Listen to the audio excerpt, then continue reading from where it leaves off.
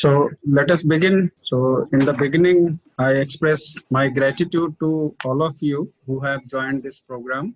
As you are aware that 26th November is celebrated as the Constitution Day of India, and the government of India declared the celebration in the year 2015. As a matter of fact, 26 November 1949 is the date when the Constitution of India was implemented, and certain provisions of the Constitution were implemented on that day, 26 November 1949. Let me briefly tell you that the whole of Indian Constitution is divided into 22 parts. They are the chapters. It has altogether 395 articles. That is the size of the Constitution of India, and it is the biggest written constitution in the world, including 22 parts and 395 articles. So among all these articles,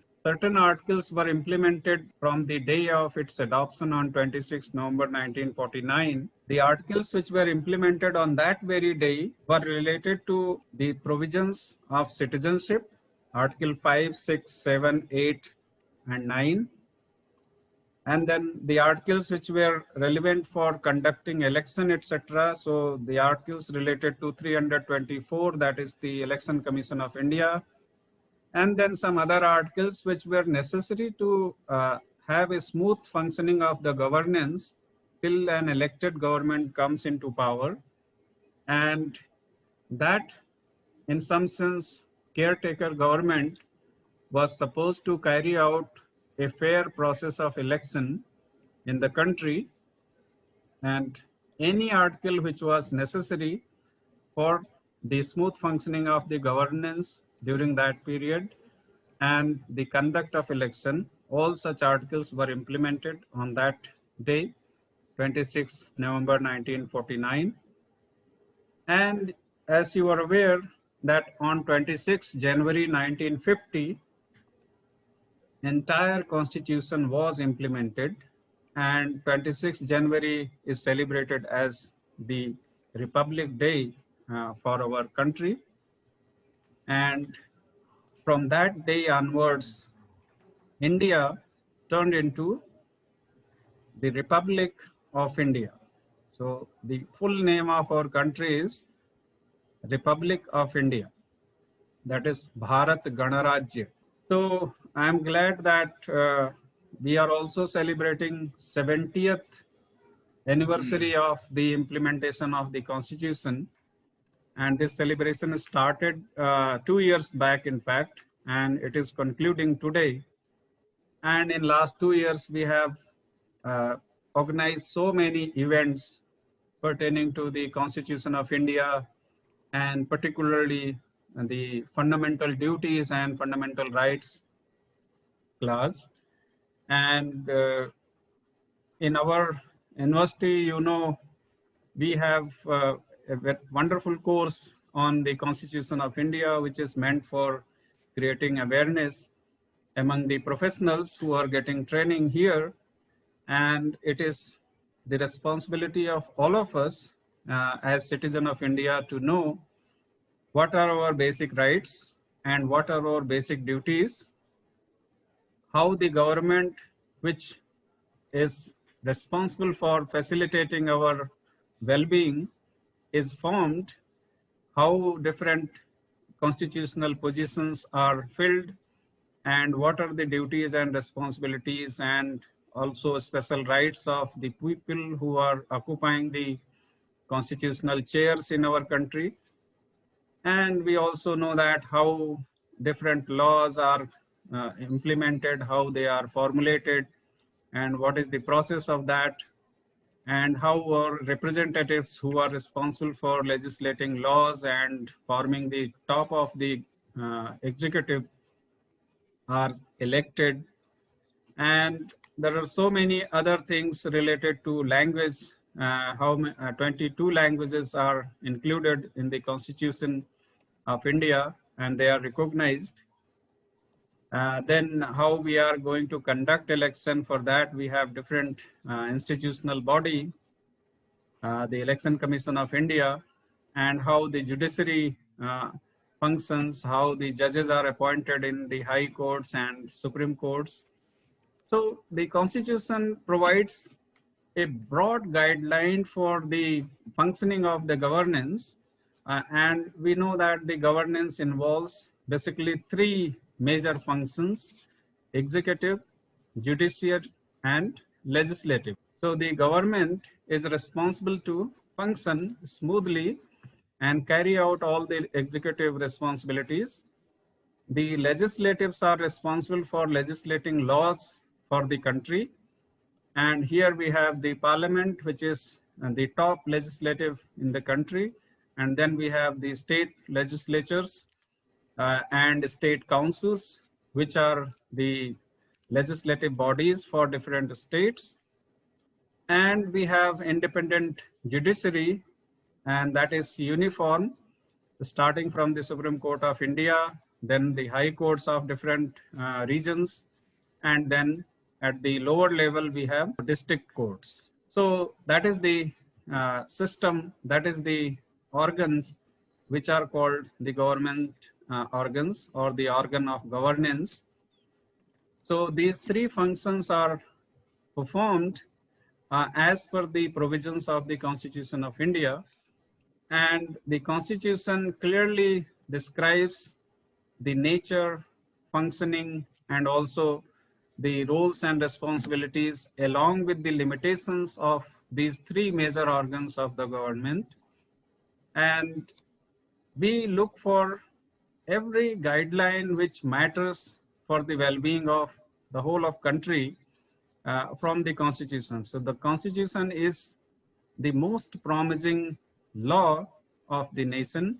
So the Constitution of India is the biggest law of the country, and all other laws which are designed, they must conform to the Constitution of India and its provision. So I am very glad to welcome you all in this event, which is purely the event of our students, because it is our responsibility to motivate our students so that they become familiar with the biggest law of the country, and they can easily see that how they are ruled, how they are given different responsibilities, and what are their basic rights which they can claim from the state. So on this occasion, I extend heartiest welcome to Professor Ashok Sharma, who is the head of the School of Physics. Professor Sharma is also the Dean of Faculty of Sciences. So sir, you are most welcome, and I am grateful that you could spare time for our students to motivate them. I also extend heartiest welcome to Dr. Amitav Dwivedi, who very gracefully accepted my request, and he agreed to address our students from his valuable ideas. Among the presentations, the confirmed presentations which we have, I must tell the sequence of the names so that the speakers are ready for their turn. So we will begin with Dr. Amitav Dwivedi, and then after that we will hear Sagun Gupta. After Sagun Gupta, if we have Mansi Singh, so we will hear her. Then after Mansi Singh, we have Atul Sambyal. After Atul Sambyal, we have Anisha Singh. And then we have Ankush Tikku, Avni Singh Jamwal, Harshit Kaur, and Madhav Sharma. So these are the presenters on this event. Before I request the speakers to speak on that, it is our fortune that we have Dr. Ashok Kumar Sharma with us.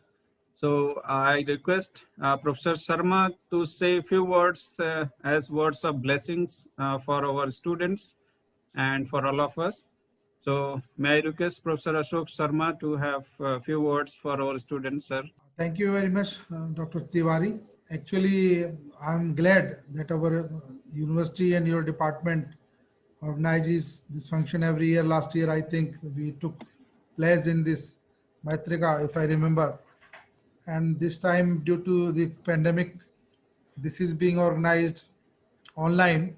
but that is good enough. We are the citizens of our great nation, and our constitution is the largest and in the world, and we are also proud of the largest democracy in the world. And this, our constitution of any country, particularly our India, our nation, the constitution plays a great role in safeguarding the interests of all citizens and to run the government, to run the system. We are having the system in which four pillars are there for democracy: the legislative, executive, judiciary, and then press or the print media. Actually, and I'm glad our constitution is very vast, and it was actually deliberated upon for many years and by many stalwarts and known people, uh, and it took a lot of time, but ultimately this beautiful thing actually came into light. So our constitution is such a thing that our country is running very smoothly, and I hope it will run smoothly. At the same time, it is our duty, although we know that our constitution is like this, our like this, but we should also go through our constitutions carefully, and if we are aware, then we are a citizen, responsible citizen. Otherwise, having literacy means getting education and other things, but without knowing, going through the constitution, it is as good as we don't know anything, illiterate. My request to all students, my dear students and other colleagues and ourselves, that we should read and study this, the spirit of this constitution. So many things we will come to know. So with this, with these words, I wish all the best and to our students for this program, and also to Dr. Tiwari and Dr. Amitabh and other the dignitaries which are who are participating in this. All the best for this function. Okay, thank you. Sharma very rightly pointed out that our constitution is very big, and this much elaborate constitution was necessitated by the fact that India is such a vast country, and due to its diversity of different kinds, it was a challenge before the makers of the constitution to provide a document which is acceptable to this much diverse population. And Sir has very rightly said that this constitution is a promising document for the interest of the whole nation, every person, citizen of India. And just to give one brief information, that the Constituent Assembly of India started functioning from 9th December 1946, and it has completed its task after very intensive deliberation starting from 9th December 1946 till 24th November 1949. 24th November 1949 was the date when all the members of the Constituent Assembly signed on the copy of the Constitution, and then it was decided that 26th November should be the date when we start following the Constitution, and it was implemented on 26th November 1949, and that is the reason for which we are celebrating the Constitution Day on this particular date. Now I move on to Dr. Amitabh Dwivedi, who is the faculty member of School of Languages and Literature. He has been a very inspiring figure for all our students to learn languages, and you see, language is a very significant part in the Constitution of India. Article 343 talks about the official language for the country, and that is Hindi. And for all other purposes, practical purposes, it is only adopted because of some political reasons. But officially, Hindi is the language which is written in Article 343. that it is the official language of India with script Devanagari. So I request Dr. Amitabh Dwivedi to enlighten us on the linguistic and translation issues of the preamble of Indian Constitution. So Dr. Dwivedi, please. Thank you, Dr. Tiwari, and all the participants. And I also thanks Professor Sharma, Ashok Sharma, for attending the session. So, as Dr. Tiwari said, that I'll be dealing with two issues. One is linguistic and translation issues of preamble.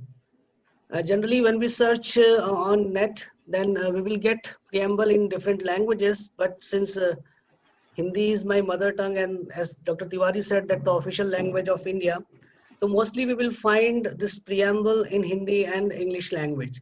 Now, incidentally, when I read in the morning the mail sent by Dr. Tiwari related to the reading of the preamble of the Constitution, then I thought like let's compare the translation of these two, English into Hindi and Hindi into English. So I did that little activity, and I found certain facts related to translation that is done, and that is also authorized and adopted by the Indian Constitution. But still, those things I would like to address. So I have downloaded both English and Hindi version, and I would like to share the English version first. I think now all of you can see this English version of the preamble. So, first of all, because already Dr. Tiwari has said so many things about the Constitution, and when it comes to preamble, then we can consider preamble as the philosophy of this Constitution. If you want to use some literary metaphor, then you can consider Constitution of India as a body where preamble is the soul. So, preamble is the soul of this Constitution of India that's there. And when I talk about my title of presentation, that is linguistics and translation issues. So linguistic is, it deals with the language aspect. So once you focus on language aspect, and the question arises that how can you focus on language aspect? Then there is a word like critical reading that generally we do. And what do we mean by critical? That means close and careful reading when we undertake, and particularly focusing on the language, then we can very easily find out the nitty-gritty of that particular language, what is there in the deep structure, because the words that you see now, it is the surface structure, but what is beneath that can only be done with critical. And when we talk about the translation issues, then one thing I would like to tell that who is a translator, first of all, someone who is at least proficient in two codes. So code here means language. So someone who is proficient in both the codes then can be a good translator.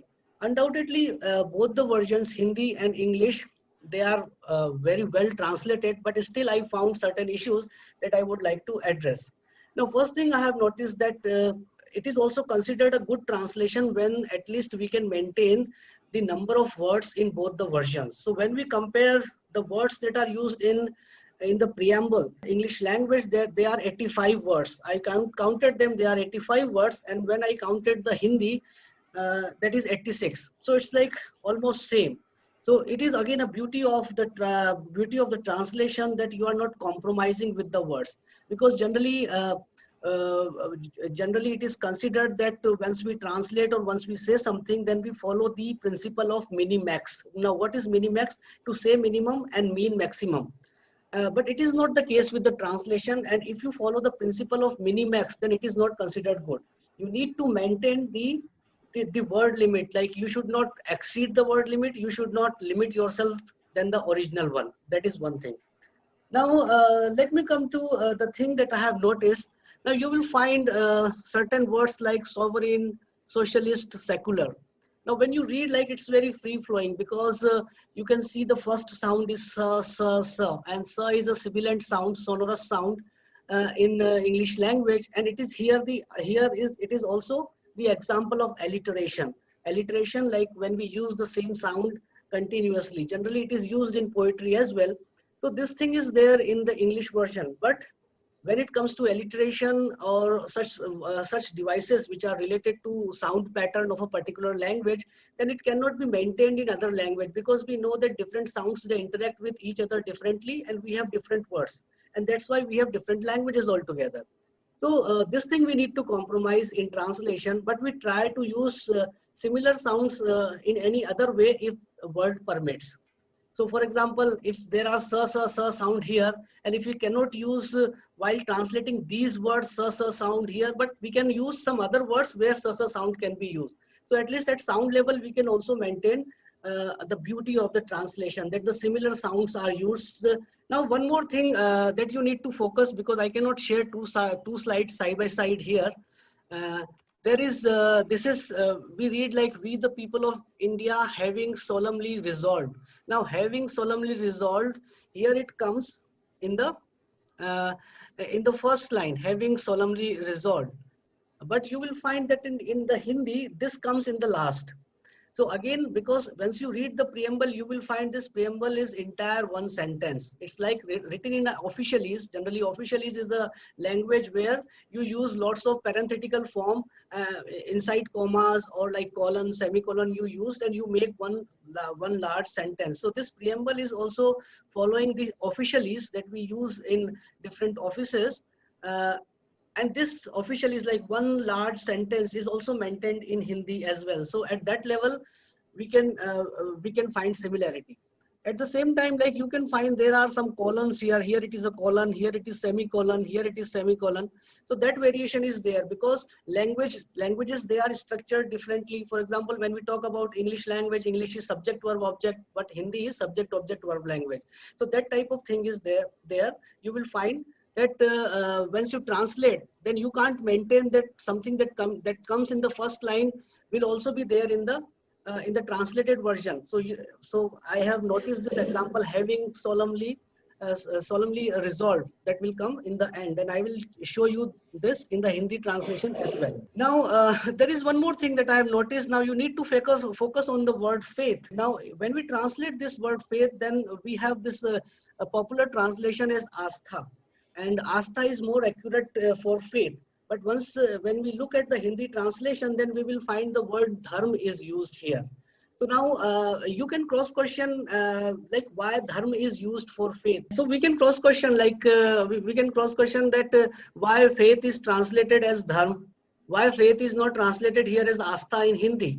So if you look at the Hindi one, now I am sharing this Hindi. Now you can see here it is translated as dharma. So now this is again the matter of concern, that why, because someone who has translated this entire thing very meticulously, why the person has not used the term astha, because astha is a neutral term, and dharma we can specify, because someone who is a believer of a god or non-believer of the god, then astha is something else.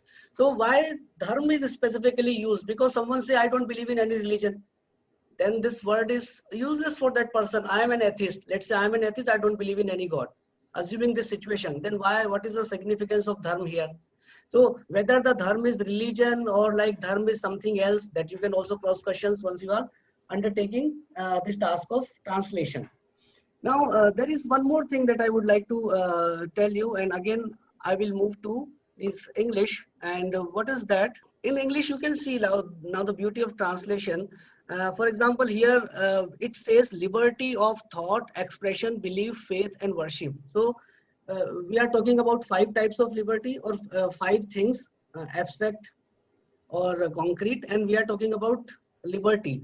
And we have using only one of here, liberty of thought, expression, belief, faith, and worship. Very well, fine, there is no problem, because we are talking about the liberty of these 5 elements that are there.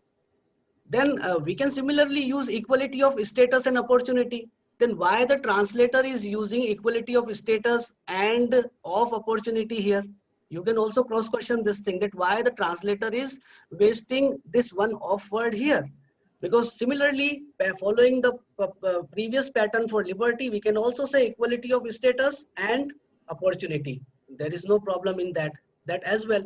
So these are the questions that once you read something critically, that means carefully and closely, then you can observe. One more thing, nowadays lots of feminism is there, everyone is talking about Me Too movement and all those things. So there is a possibility that in a couple of years someone will talk about why it is fraternity, because fraternity means bhaichara, and the translated version says bandhuta. Okay, the neutral term, not using bhaichara but bandhuta. But someone says like, but I have a problem with this English word, because this English word relates to the brotherhood directly. So there is a word for sisterhood as well. And what is that word? Sorority. Sorority is the word there, SORORITY. So now no one is pointing this thing, but there is a possibility that someone will file a petition that, okay, why you have used fraternity? That because fraternity clearly like a Latin root and it indicates for the brotherhood. And what about sisterhood and other thing? So that thing is also there, but translator has very aptly and very subtly uh, thought of it and translated it as bandhuta. But this is again one thing that is problematic that you find in the translation. Otherwise, the date and everything that is quite well. And you will find this word to ourself, like ourself is the word. So you need to focus on this word as well, ourself. And now I will show you the Hindi translation. So how Hindi translation is different. Yeah, one more word you need to focus on, equality. And what is the translation of equality? Mostly people will say the translation of equality is Samanta. That is there. But in the Hindi version, you will find not Samanta, but Samta. So again, there is a difference between Samta and Samanta. So when you translate something, you need to go into the essence of the word, because equality, and you will find any word, you will say Samanta is fine. There is no problem in that. I will also discuss like what is Samta and Samanta, and I need to share the Hindi version once again. So the thing is, when we talk about Samta, then we are talking about complete equality.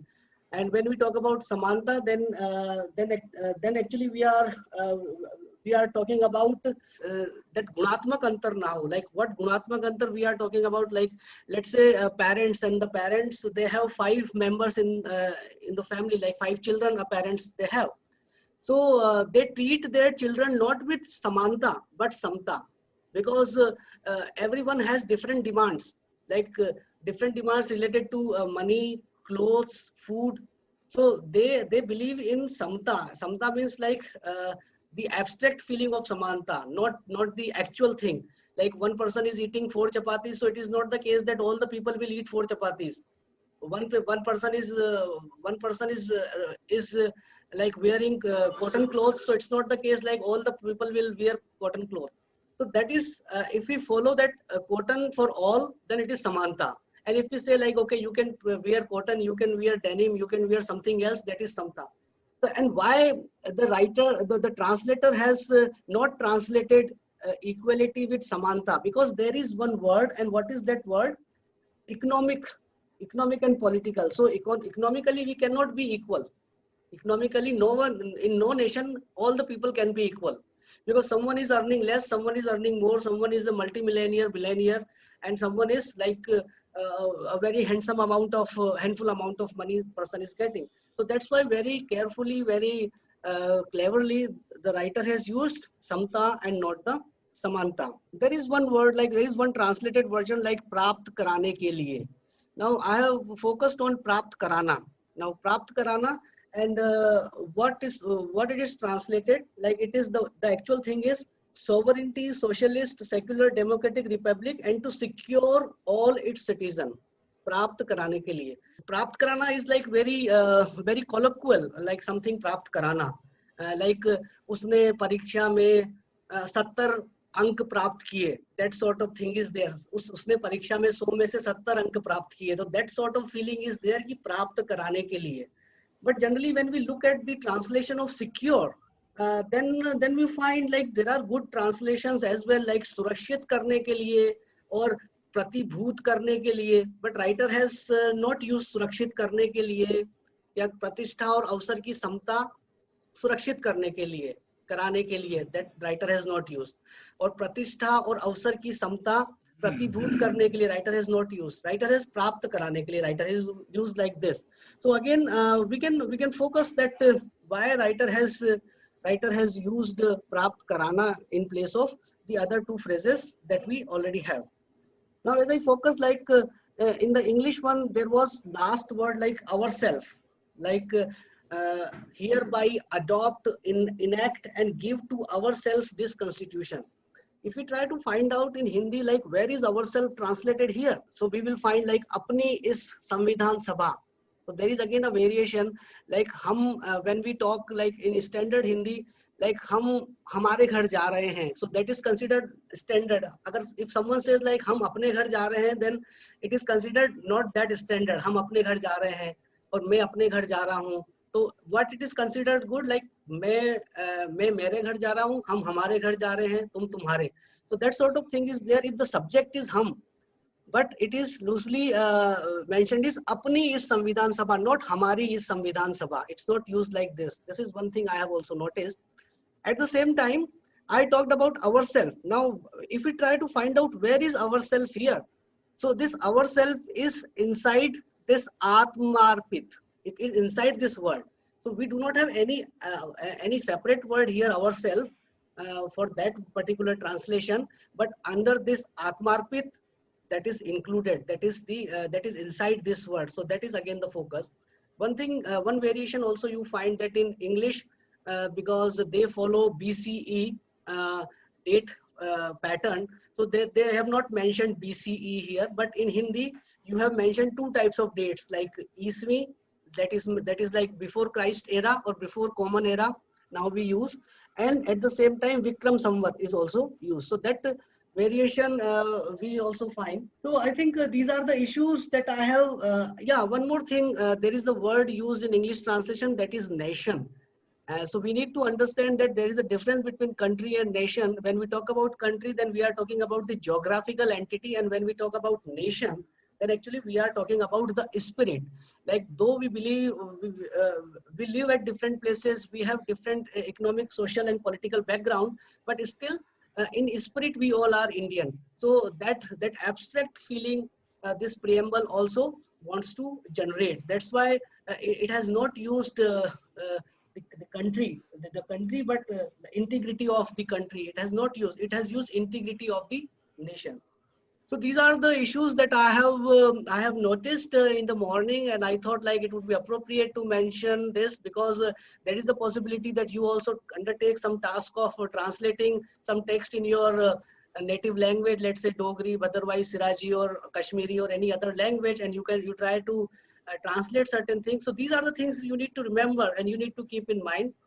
Thank you for listening to me and giving me time. Thank you, Dr. Tiwari and Professor Sharma and all the participants. Over to you, Dr. Tiwari. Thank you, Dr. Amitabh. This is a very beautiful analysis of the translation of the preamble. And for the information of our students, let me tell that the Constitution was originally written in English only, and then after that it was translated into Hindi and other languages. And one of the articles in the Constitution says that in case any dispute regarding the meaning or any other concern, the English version is the final. And there you have very beautifully pointed out certain selections of words. Then of course, this is a very nice observation. If these things can be pointed out, it is more serious in view of the fact that the preamble was a kind of very beautiful reformulation of a single larger statement. It represents, in fact, it captures the whole of ethos, the whole of philosophy of the Constitution of India.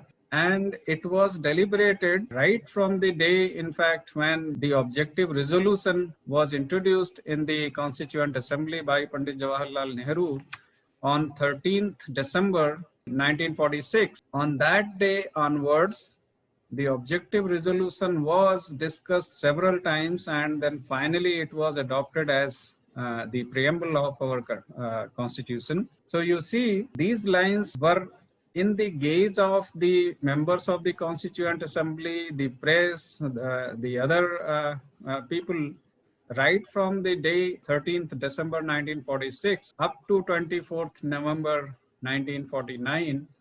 So these lines are a kind of compressed version of the object resolution, which was presented by Pandit Nehru, and it is available online. If some of you are interested, you can just go through a website, a very beautiful website I shared on social media also. So there you have the whole of the Constituent Assembly debate on each and every concept, each and every word, each and every line. It was debated, deliberated, and it was due to that intensive deliberation. Every word, I literally mean every word was discussed. And despite that intensive discussion, if something can be pointed out, this is really commendable job, and I thank Dr. Devedi for making his observations. And it is that critical attitude which we require to read anything, be it a constitution or anything. Anudeep Kaul, you want to ask something? No?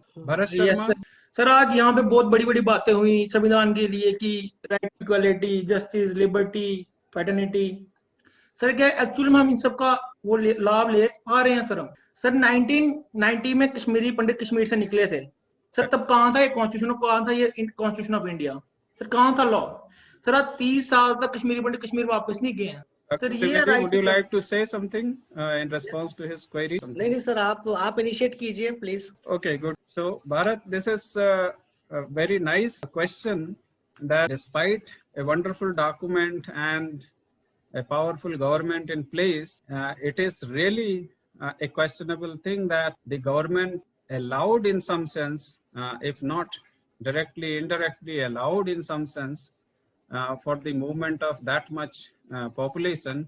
This is a genuine failure of the government, but it is the failure of the executive, the government of the day, not the failure of the constitution. This is my personal observation. The constitution permits a free movement, a free domicile, a kind of freedom of every shore to every citizen of India. And remember, the freedom is always subject to a reasonable restriction. So the constitution also makes elaborate provision regarding the reasonable restrictions, the grounds on which if freedom of someone can be really checked. So it is not that the problem is due to the constitution. And here I remind you the words of Dr. Bhimrao Ambedkar, who said that howsoever beautiful, howsoever wonderful constitution you have, if the people who are responsible to implement the provisions of the constitution are not motivated enough or not good enough, then any wonderful constitution will not help the people. And if we have a bad constitution, so-called bad constitution, and if the people are good who are responsible for implementing the constitution, they can make best out of it to serve the interest of the people as well as the nation. So I hope I responded to Bharat Sharma. Thank you, Beta, for asking this question. So with these remarks, I move to Sagun Gupta. Sagun Gupta will be speaking on the directive principles of state policy, which is in the part 4 of Indian Constitution. As I said, the whole of Constitution is divided into 22 parts. Part 1 tells about the territory of India. Part 2 talks about the citizenship of India. Part 3 talks about the fundamental rights to the citizen and other individuals in India. And part 4 talks about the directive principles of state policy. So, Sagun. Okay, hi everybody. I'm going to take up part 4 of the Constitution today, but before starting with that, I found an interesting story on the internet, which I'd like to share with you all. So as we've already discussed, we were discussing about somebody raised that point that is Constitution really relevant at all? That on paper it is fine, but ideally it is not implemented that nicely. Like great point. We have grown up discussing that. We have written answers to that in our exams. Anyways, this is something I found on the internet, a story which is written with the backdrop of in the backdrop of 1935 and something. Some view the Constitution was a triumph, but to some the Constitution is an illusion. Okay, to show us how it is an illusion, Rohit Dey's book recounts a story, Naya Kanun. I'll just read it out to you. The protagonist of the story, Ustad Mangu, is a Tangewala in Lahore, a classic subaltern figure who is aware and excited about the buzz on the street about the passage of the Government of India Act of 1935, which promised to bring greater self-government to Indians. Throughout the story, Mangu is elated at the passing of the new act, and he imagines that it will send the Englishmen scurrying back into their holes. On the day the act is promulgated, Mangu is assaulted by an Indian customer for daring to ask for high fare.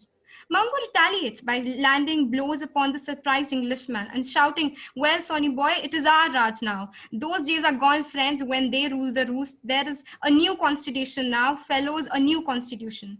Mangu is surprised to find himself seized by two policemen who drag him away to the police station. The story closes with the following lines. All along the way and even inside the station, he keeps screaming, "New constitution, new constitution." But nobody paid any attention to him. New constitution, new constitution. What rubbish are you talking? It's the same old constitution. And he was locked up. So Rohit there talks about the reason for comparing the constitution with this story, saying that 2/3 of the Indian constitution is identically reproduced from the Government of India Act of 1935. There is much more to read about the circumstances in which the constitution came in place and how it affected people and how the documents can be improved. So the only reason I shared this story is because at that time, when this act was passed, the Government of India Act, there were people who thought that it was a new revolution and it was a triumph, it was a win for everybody. Like nobody knows how much of a win it was. It is still an illusion. It was just a food for thought. You guys can like search for it on the internet. There are people who debate on whether the constitution is useful or not and all, and that's it. Now I'll move on to my basic topic, part 4 of the constitution. Part 4 of the constitution, that is the directive principles of the state policy. So as the name suggests, directive principle of the state policies are the principles that direct the state when it makes policies for its government. So while fundamental rights are enforceable by the law, these directive principles are also rights. They are additional rights to the people, but people cannot move to the courts if these are not fulfilled. So Article 36 to 51 tell about these rights, and they tell about how the state has to keep it in citation while framing laws and policies. These are the instructions to the government. They are borrowed from the Constitution of Ireland, which had copied it from the Spanish Constitution. At the time of the framing of the constitution, there was a committee called Sapru Committee, which suggested 2 categories. As I've already mentioned, fundamental rights, that is included in the part 3 of the constitution, and the directive principles of state policy, which is included in the part 4 of the constitution. Fundamental rights are justiciable, whereas directive principles are non-justiciable. Dr. B.R. Ambedkar describes DPSPs as novel features of the Constitution. They are the instrument of instructions as enumerated in the Government of India Act 1935. While fundamental rights ensure political justice, because they can be enforced, and while a DPSP on the other hand, establish economic and social democracy in the country. So one may feel if DPSPs are not enforceable by the law, you cannot move to the court, they are mere moral obligations. But that's not true. It is just a path laid down by the government to follow so that public can keep them in check, that if they do not fulfill their manifestos, which are generally based on the DPSPs, you can vote the government out of power. Now, the basic question there may be in your mind is that why are they not made enforceable? Well, if you look into the debates of the constitution, you'll find out that there actually was debating on this also. Why are we not even enforcing DPSPs? And in fact, on the point that they are called directive principles of state policy and not fundamental principles of state policies. There is debate about everything, as sir has already mentioned, every word. But the policymakers obviously thought a lot about it, and they came up with 2 reasons that with time, whatever they're formulating may get out of date. Right. So these DPSPs, us time pe they said ki cottage industries promote karo and all of that. But nobody knew whether it would be of any relevance after 20 years or so. And also with time, they knew that us time pe they were not economically capable of bringing it to actually practice. But later on, they knew ki slowly and steadily they were going to incorporate into the actual constitution through amendments. For example, the right to education, which was earlier part of DPSP, but since it was really important to make it a fundamental right, it was turned into a fundamental right. Now, Indian constitution has not generally or originally been classified into DPSPs, but on the basis of the content and direction, they're usually classified into three types: socialistic principles, Gandhian principles, and liberal intellectual principles. So this is not something which is written in the constitution that these are the divisions, but for our academic understanding, we generally divide it into these three parts. Okay, before start going with this classification, there are two basic articles. Article 36 just tells us that the state has the same meaning as it is described in part 3, and Article 37 tells us that these principles are fundamental in governance, that though they are not enforceable, you cannot move to the courts, they are fundamental. The government cannot neglect them. They cannot neglect them at all. So starting with the socialistic principles, these are the principles that aim at making India a welfare state. And what do we mean by welfare state? Welfare state refers to a type of governance where national government plays a key role in the protection and promotion of the economic and social well-being of the citizens. So the main aim of the government is people. Like what is important is people, not other things, right? Now there are many articles which are classified in socialistic principles, starting with Article 38. It is to minimize inequalities, that is equitable distribution of wealth, opportunities. That is to be, look, why did we make DPSPs? The main aim of making DPSPs was because at that time India was oppressed. At that time, British rule ki time, nobody was like, I want my own government. So suddenly, jab everybody was getting rights, they wanted nobody should be oppressed. Nobody should be oppressed. There was a need, and therefore these laws were formulated us time ke liye. And that is why it's written that right to educate, means of livelihood for all citizens, equitable distribution, equal pay for equal work for men and women, preservation of the health and strength of workers and children against forcible abuse, and opportunities for the healthy government of children. Okay, then we have it was encouraged that unemployment shouldn't be there. People should no more be oppressed now. They should be happy. They should be working for development. Pehle they were oppressed. Now they're moving towards development. Yeah, Article 42 tells us about the that just and humane conditions for working and for maternity relief should be there. And later on, I'll also tell you that we have actually worked for them. There have been acts passed. There've been amendments done so that we are actually work in this path of fulfilling the DPSPs. And in fact, the preamble talks about the social, economic, and political justice and development, and that is again the aim of DPSPs. So this is about working conditions and nutrition, etc. Then we have Gandhian principles. These principles are based on Gandhian ideology, that the constitution makers wanted that the Gandhian ideologies should also be incorporated in the constitution somewhere. And Gandhi ji always encouraged that village panchayat should be given power, that that cottage industry should be encouraged, and voluntary formation. There should be more committees, groups that people can do what they actually, that their rights should not be they should not be deprived of anything like they were under the British rule. Then promote the educational and economic interests of the weaker classes and prohibit the consumption of intoxicating drinks.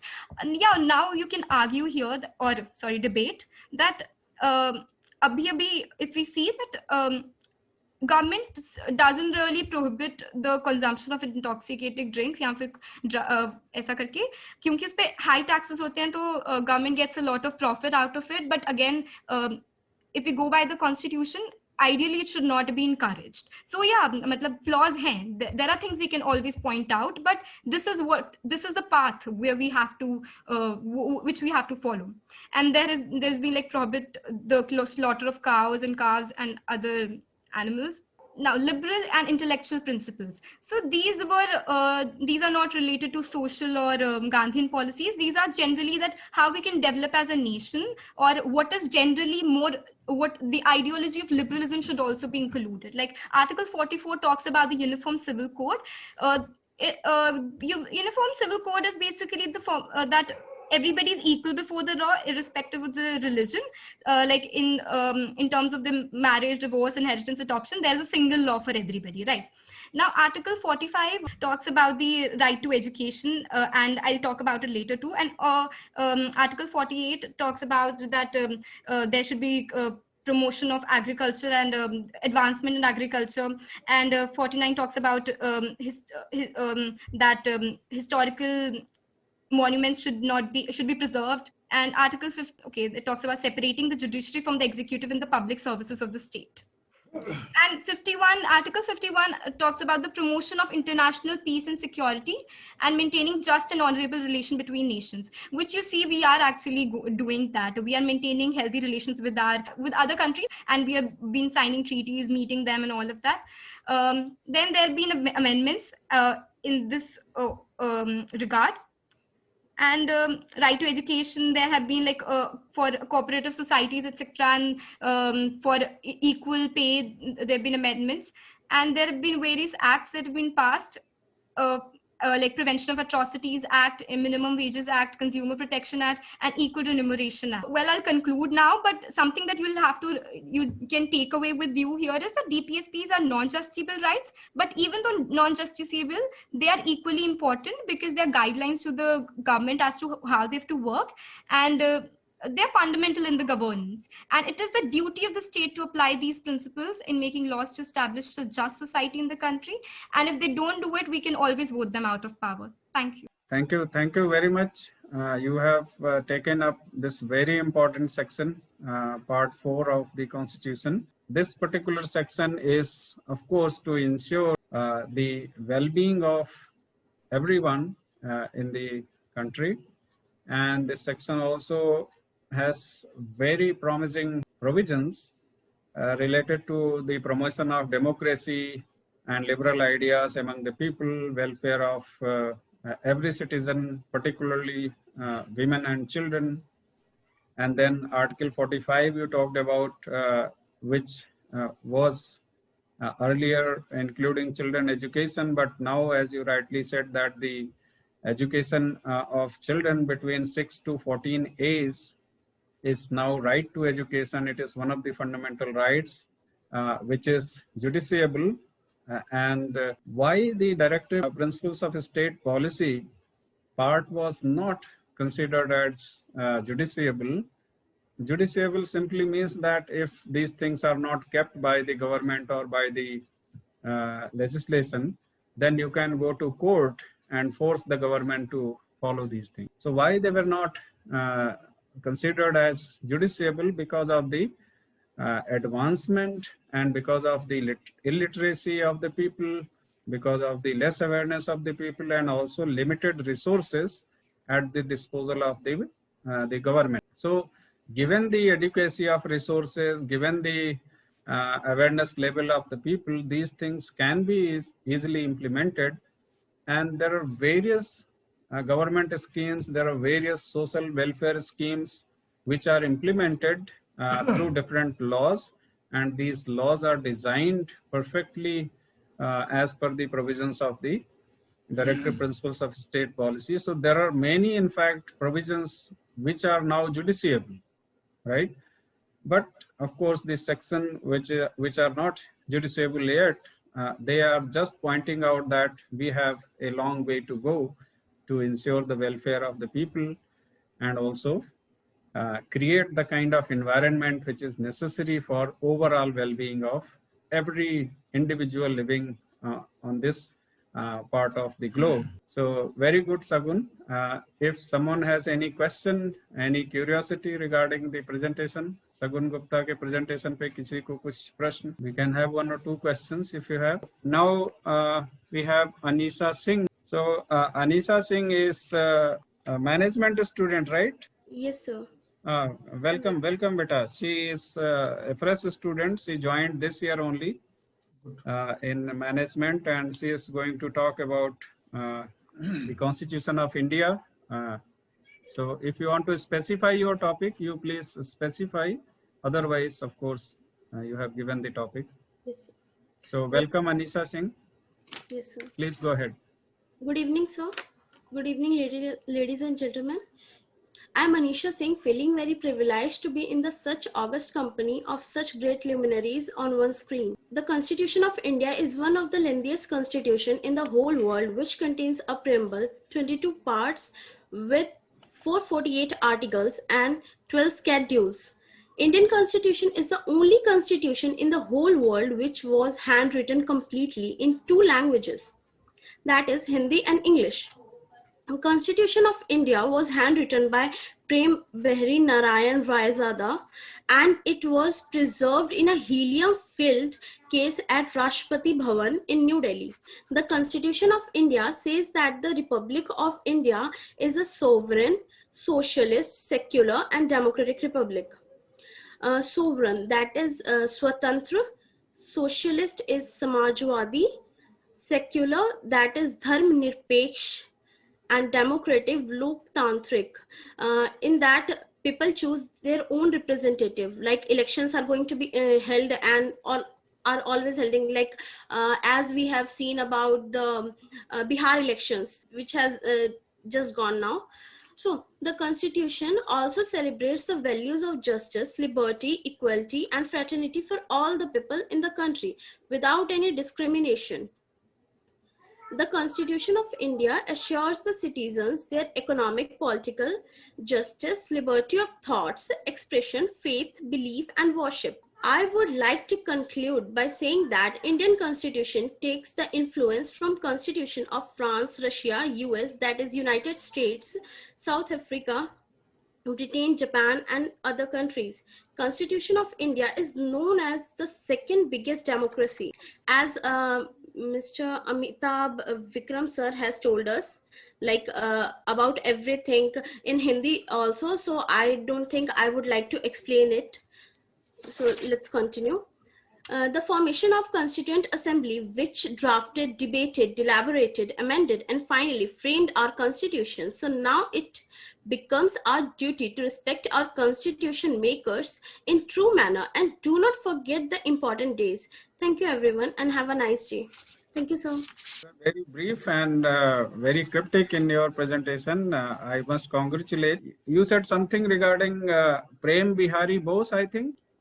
Yes, sir. Prem Bihari Raizada. Raizada. He wrote this Constitution. He wrote the Constitution by hand. He Yes, was sir. the calligrapher. Handwritten was done by him. Dr. B.R. Ambedkar was the chairman of the drafting committee of the Constitution.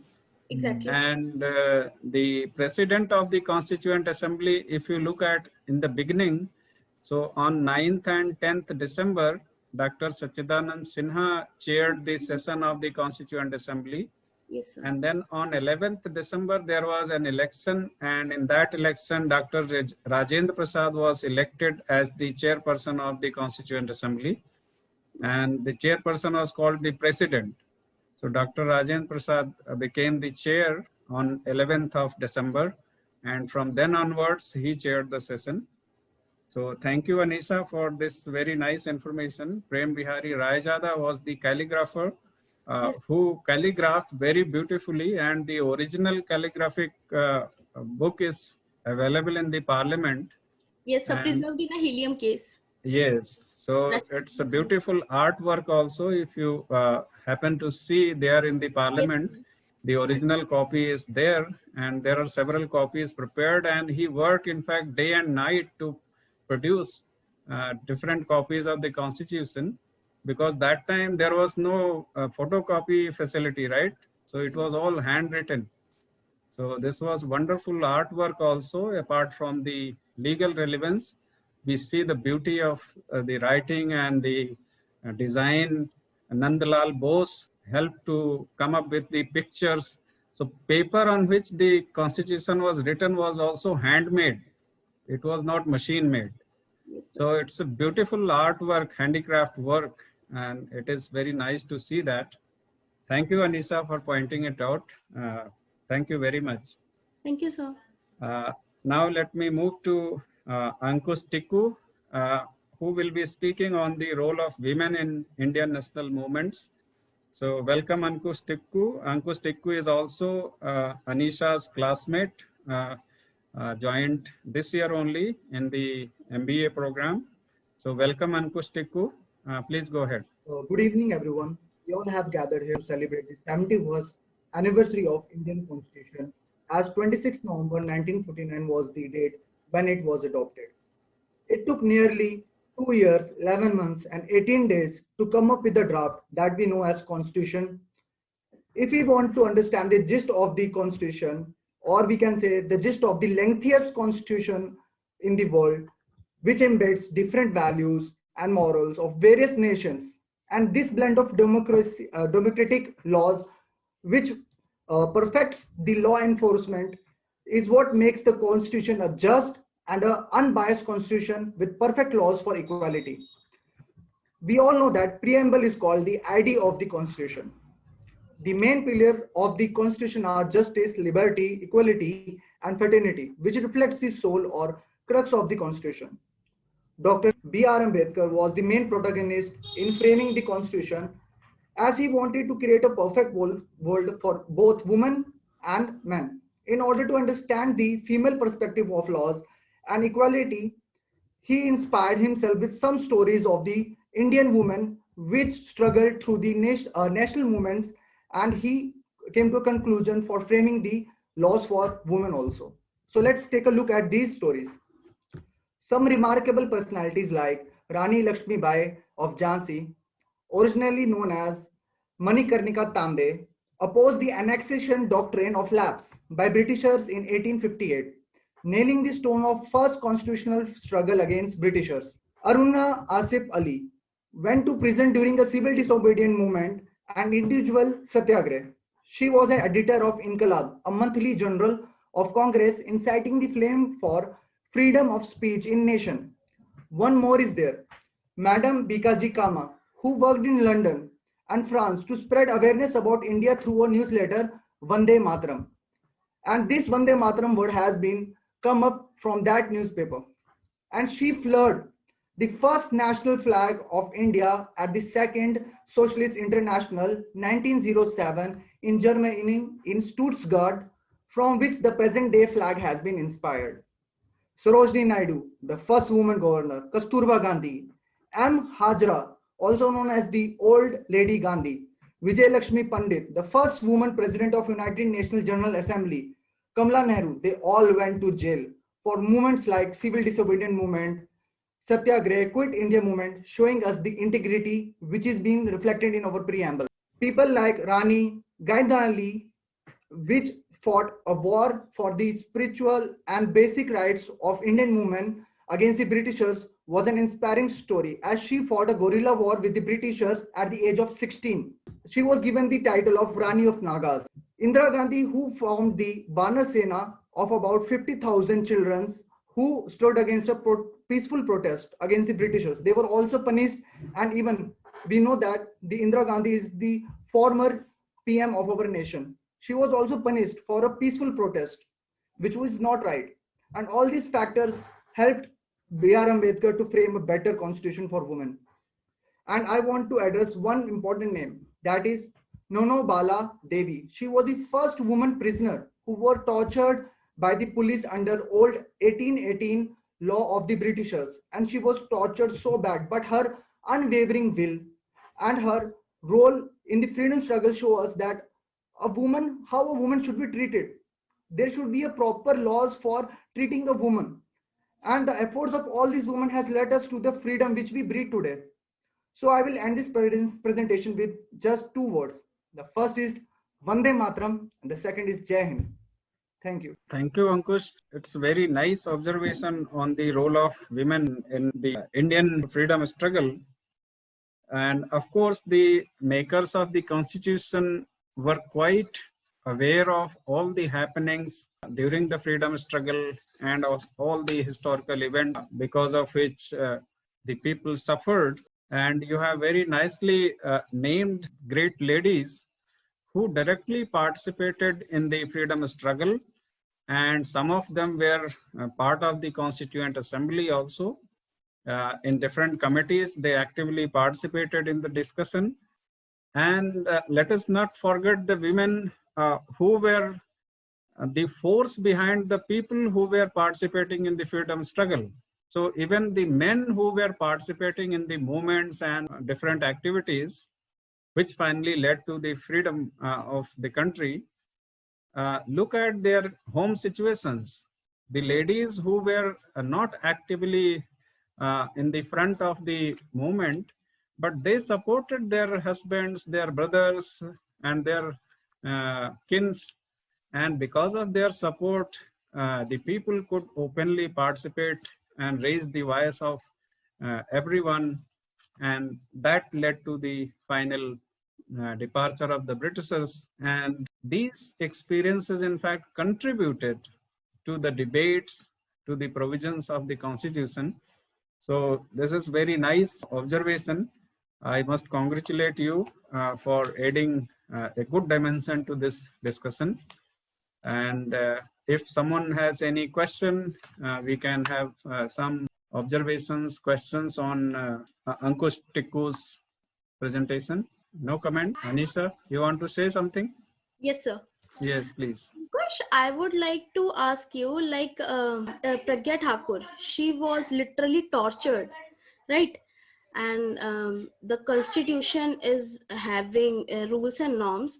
Then what is your view regarding that? A female can't be tortured like that. Actually, it is not about only women. It is also about women and men both. Both are humans, and the human rights should be followed and regulated properly. And our constitution abide these things by heart. We cannot say that each and every life is very precious and it should be treated under the law. If it comes to national integrity and for the sake of national security, then every rules are set aside. Then it can be compromised only in a situation when there is a case of national security. Then every law and everything comes after, because nation is the first we will look after, and it is been followed from the ancient time. If it comes to a situation like war or something which strikes the national security, and it is reflected that 1 or 5 life or 10 life can be compromised, but everything should be followed under human rights and equality, and that is for sure true and right. I think I answered your question. Yeah, exactly. And it should be implemented, right?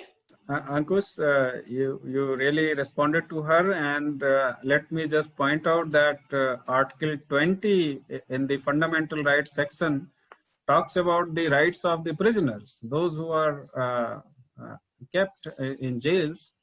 And then Article 21, this is just one very simple line article in the Fundamental Rights section. It has triggered huge amount of legislation. It has triggered huge amount of welfare schemes. And the Supreme Court has also given wonderful rulings on this particular thing, that right to life is not just to survive, but live a dignified life, right?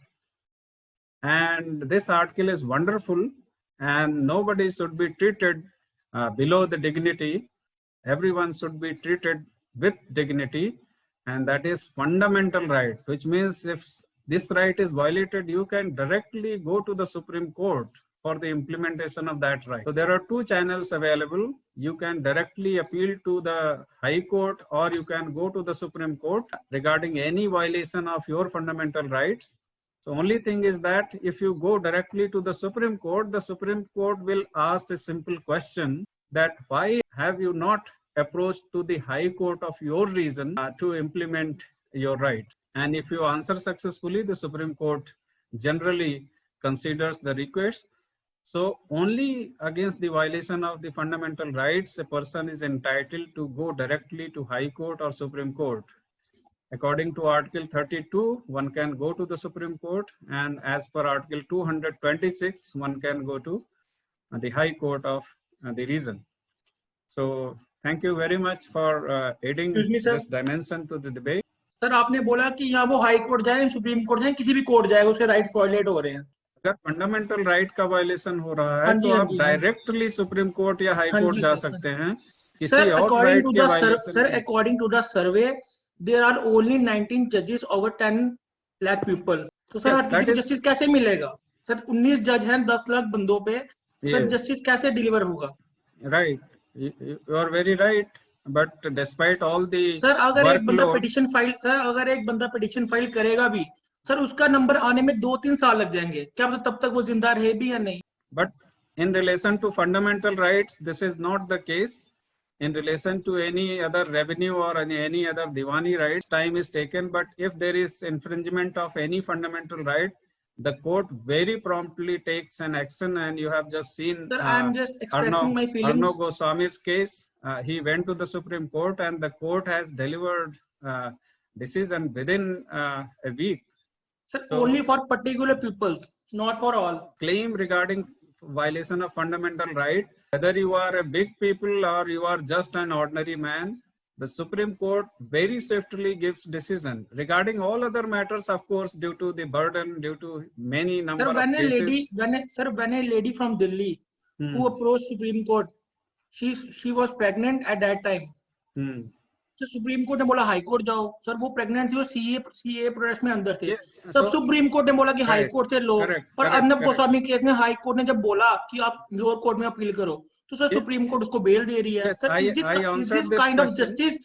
I answered your question in the beginning that if you are going directly to the Supreme Court, you have to give answer to this question: why have you not approached to High Court? Because High Court is equally empowered to give decision on your matter related to fundamental rights. So the Supreme Court will ask, because Supreme Court is just one, right? And it has to take care of the whole of nation. And high courts are many. So every region has got high court. So this is just to minimize the burden on the Supreme Court. In the beginning, we have Dr. Amitabh Dwivedi, who discussed the linguistic and translation issues related to the preamble. Then Sagun Gupta talked about the directive principles of state policy. Then Anisha Singh talked about, in general, the structure and the beauty or aesthetic behind the Constitution of India.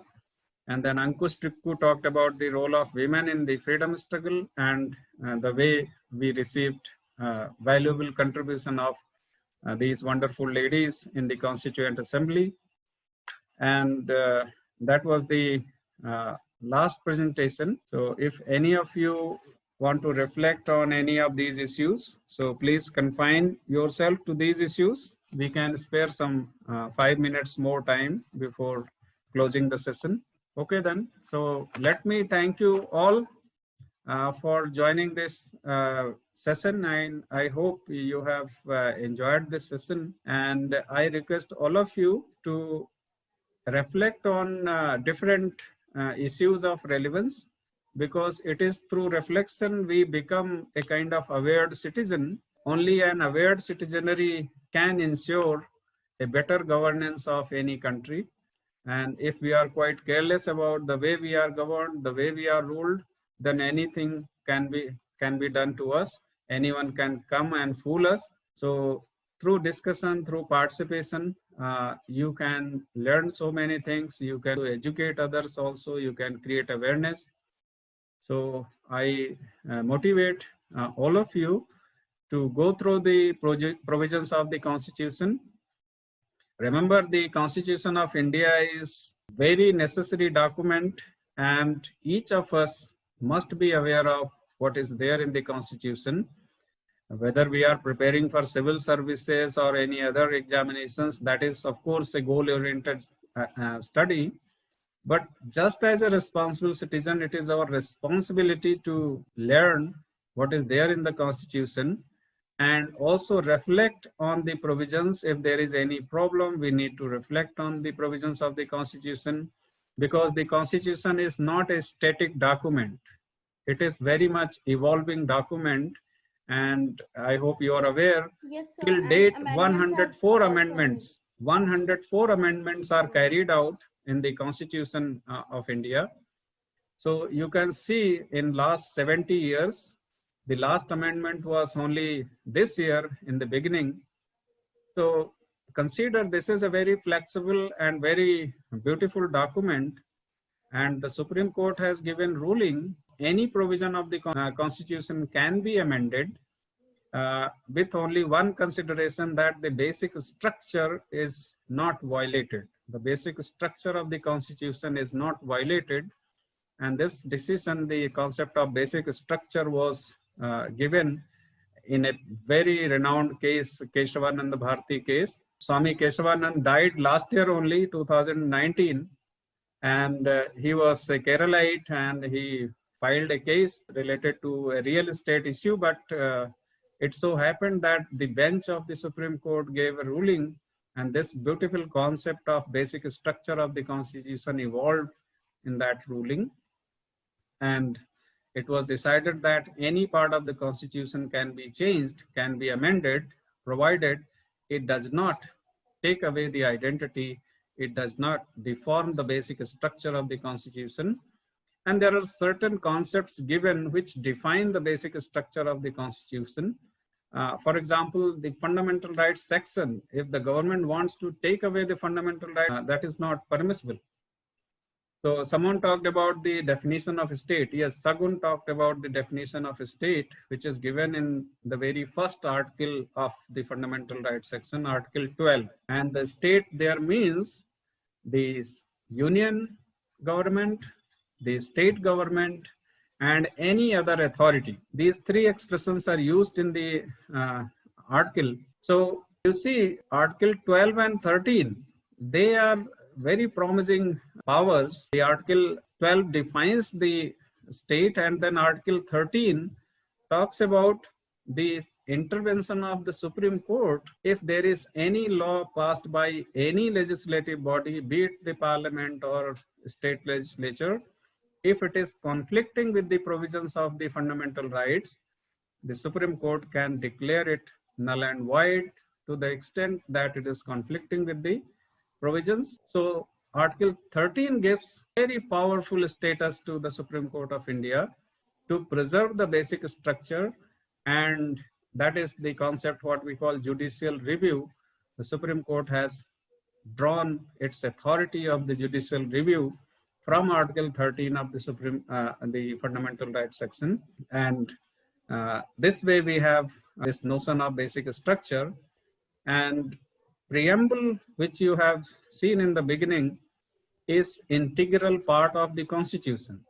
There was a debate whether the preamble is part of the Constitution or not, because in 1942, when the Indira Gandhi government inserted certain words like secular or integrity in the preamble, then this was a case in the Supreme Court that whether the preamble can be amended under the power given in the Constitution, Article 368, whereby the Parliament has power to amend the Constitution.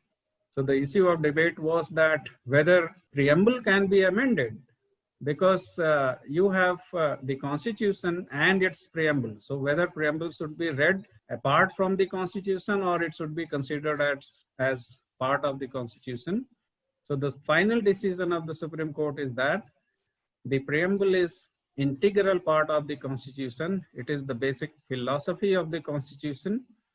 And therefore, if anything is done to the preamble, the Supreme Court can review it and can take appropriate decision. So I must thank all the speakers, Dr. Amitabh Dwivedi, Sagun Gupta, Anisha Singh, Ankush Tiku, and Professor Ashok Sharma. So I must thank all of you for joining the session. And I hope that you have learned something and you have got at least some inspiration to look into the Constitution of India, and that will ensure the success of such programs. And I request all of you, if you have any point for discussion, please email your point. I will fix a day and time for discussion, and then we can go on discussing. It is only through discussion we can generate wisdom in us and see the rationality or irrationality of any such decision. So I must thank all of you. So one thing, sir, one thing. Bharat, let us close, and you can email whatever Sir, you want to say. Let me close because it is already 6. So there only one thing. whatever you have, please email, and we will have a Okay, sir. meeting Sir, for that discussion. Sir, there is Okay? no freedom of speech. Freedom of speech doesn't mean that you can speak anything, anywhere, anytime. That is not the freedom of speech. Okay? So thank you all. Bye for now.